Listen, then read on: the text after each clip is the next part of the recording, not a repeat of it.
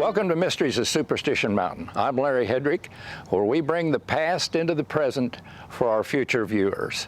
Today we have another great story by Hank Sheffer. When I came to Apache Junction, Arizona, I didn't just wind up in Apache Junction. I came back here in 1981, and there was nothing arbitrary about it. It was completely by design that I came to Apache Junction. I had been here years before in the 60s after my Navy years, and I had learned then that Apache Junction at one time had been a stagecoach trail that led to the nearby Superstition Mountains. The Odom, Jud, Akimal, Otem, which was Pima, Papago, and Hohokam were some of the people who had tribal ties to the area at one time or another.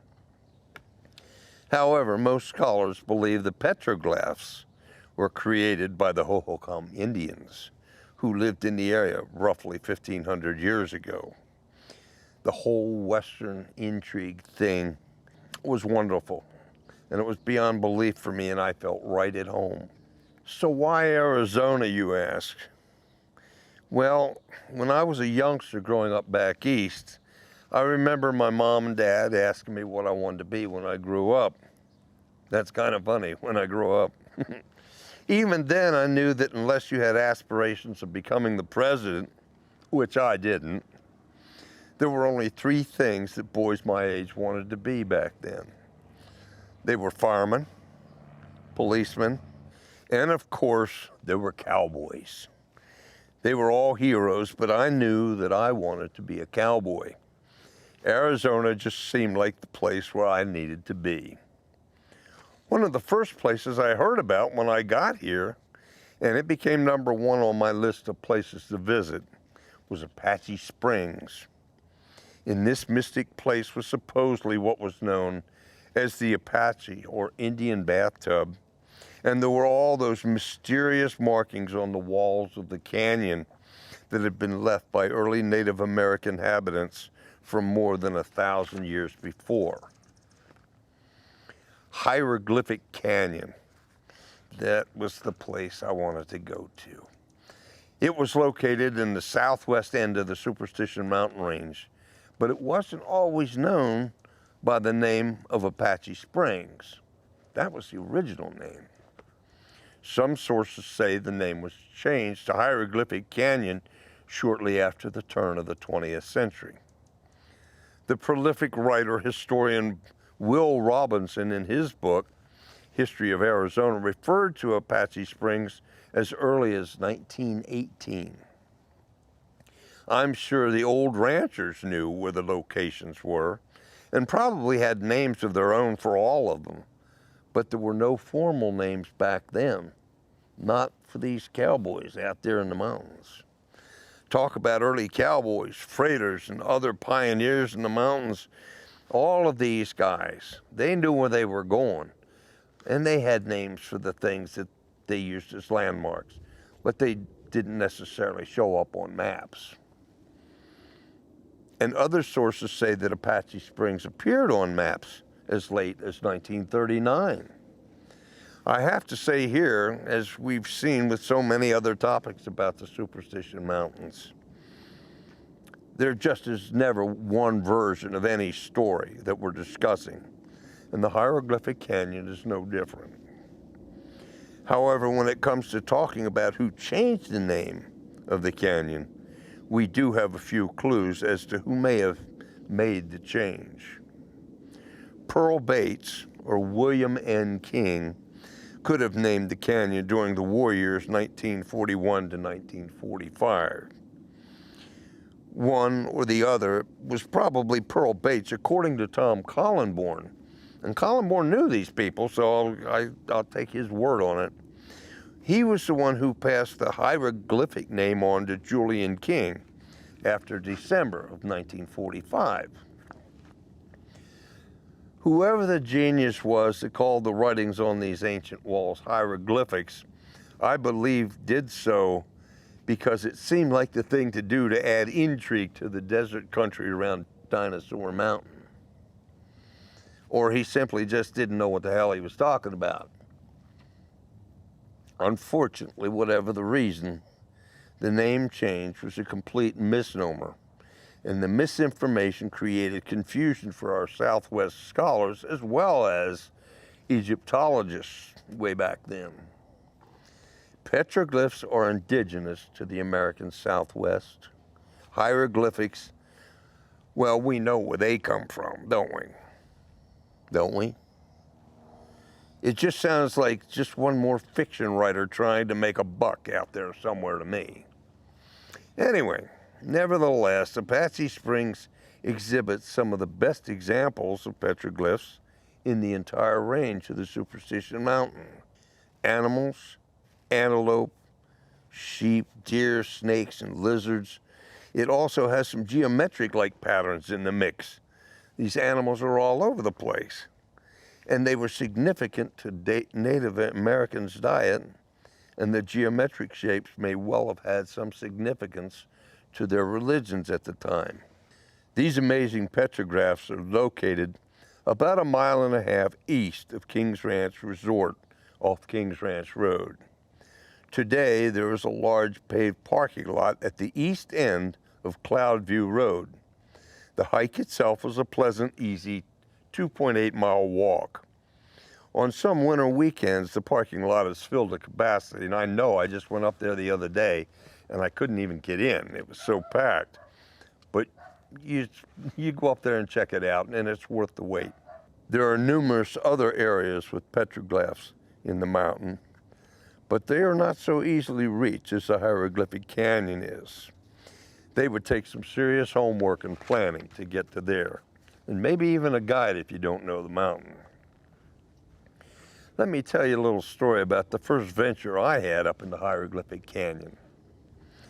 When I arrived in Apache Junction, one of the first places I happened to come across was the Apacheland Movie Studios. It was located at the base of the Superstition Mountain out Peralta Road.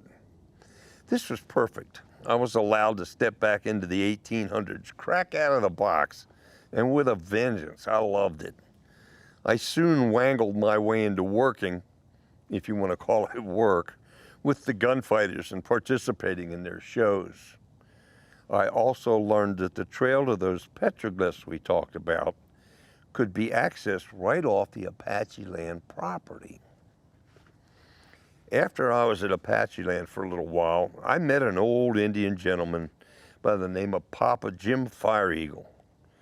He was 77 years young that particular year, but you'd have never guessed it to look at him. He was spry as he could be and sharp as a tack. Papa Jim, Little Beaver, and Little Beaver's wife, Snowflower, came to see the petroglyphs. Jim had never seen them, and he wanted to see them just as badly as I did. As we traveled up the relatively flat trail, he explained how to spot where camps had been, and dammit piles. Now, dammit piles, we all have those. If we've ever done any kind of craft at all, you've had those situations where you're working with something, and all of a sudden you say, oh, damn it, and you throw it down, and you do it over again. What you threw on the ground, that's called your dammit pile. Well, the Indian did the same thing if he was making arrowheads or whatever, or pottery or whatever, and it broke or something, he just, damn it, and he threw it in a pile. And they became known as dammit piles. Now, once we arrived at the canyon, Jim was like a hungry dog in a meat locker. He scrutinized every one of the writings. He said, a lot. He just smiled, that all-knowing smile. And then we took a lunch break. He never explained anything. He just, And then we took that lunch break.